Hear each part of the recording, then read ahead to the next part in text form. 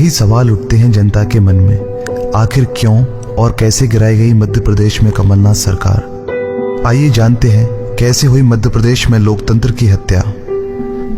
2018 के विधानसभा चुनाव में कांग्रेस ने ई टेंडर, व्यापम, अवैध खनन और डंपर घोटाले जैसे घोटालों के मुद्दों को लेकर चुनाव जीता था।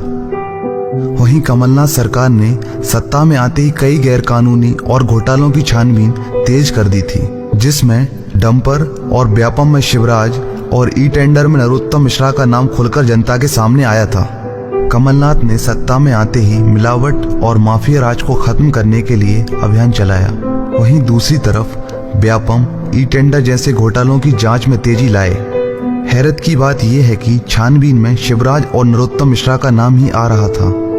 ये तय था कि दोनों और भाजपा से जुड़े लोगों पर जल्द ही कानूनी कार्रवाई होने वाली थी, जिसे सुनकर भाजपा के राज्य स्तर से लेकर केंद्रीय नेतृत्व में खलबली मच गई, क्योंकि इसमें भाजपा से जुड़े कई बड़े नाम सामने आते। दिल्ली के केंद्रीय नेतृत्व ने यह तय किया कि मध्य प्रदेश में ऑपरेशन लोटस चलाकर कमलनाथ सरकार को गिराया जाए। इस बात को खुद शिवराज ने कार्यकर्ता रैली में अपने भाषणों में सबके सामने कहा है। वहीं अमित शाह ने इस काम को अंजाम देने के लिए सिंधिया के यस बैंक, अवैध कब्जा और भूमाफिया जैसे घोटालों की फाइलों को खोजा और गुजरात के एक सांसद के माध्यम से सिंधिया से कमलनाथ सरकार गिराने की बात की। फिर शुरू हुआ सिंधिया को डरा धमकाकर, लालच देकर सरकार गिराने का षड्यंत्र। साथ ही राज्यसभा सांसद और केंद्र में मंत्री पद देने का वादा भी किया।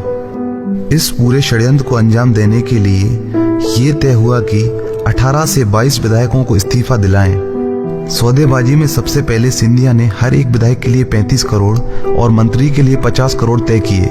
इसके अलावा इलेक्शन में होने वाले खर्च अलग से देने को कहा। एक लंबी बहस के बाद भाजपा मानी। सत्ता पलटते ही सिंधिया के ऊपर लगे भूमाफिया और यस बैंक जैसे कई सारे घोटालों के मामले को वापस ले लिया गया। कुछ इस तरह से साम दाम दंड भेद षड्यंत्र रच के लोकतंत्र के हित में काम करने वाली कमलनाथ सरकार को गिराया गया, ताकि शिवराज और नरोत्तम मिश्रा को घोटाले से बचाया जा सके और भाजपा के नाम को भी, ताकि हो रही जांच पर रोक लगाई जा सके। खुद निर्णय करें, क्या इन गद्दारों और धोखेबाजों को आप जिताएंगे? निर्णय करें, क्या लोकतंत्र की हत्या करने वालों को आप वापस जिताएंगे? एक बार इस लोकतंत्र के हत्यारों को सबक सिखाइए, ताकि आगे से जनता द्वारा किए गए उनके जनमत के साथ कोई मजाक ना करे। लोकमत से चुनी हुई सरकार को कोई यूं ही खरीद फरोख्त करके बीच में ना गिराए और जनता पर फिर से चुनावों का बोझ ना थोपे।